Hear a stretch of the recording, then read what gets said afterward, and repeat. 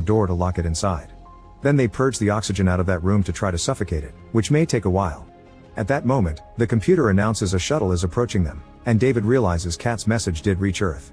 However, the shuttle doesn't get in contact with them, instead it starts hitting the station. Miranda reveals that this is the last emergency firewall. The shuttle isn't here to save them, it's come to push them into deep space so Calvin can't reach Earth.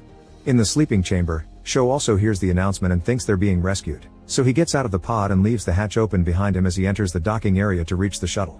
Miranda and David rush to try to warn him of the truth, but it's too late. Calvin sneaks behind Sho as he opens the hatch.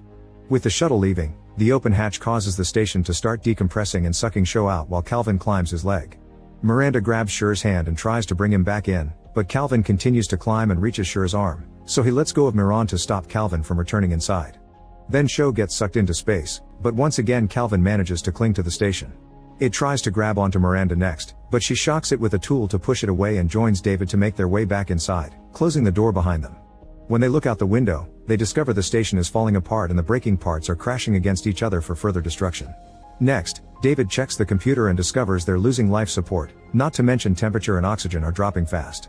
He also notices that all this destructive chaos has pushed the station into Earth, so they have about 30 minutes before they re-enter the atmosphere. Unfortunately, there's no way they can survive re-entry, and they can't reach the escape pods without Calvin attacking them.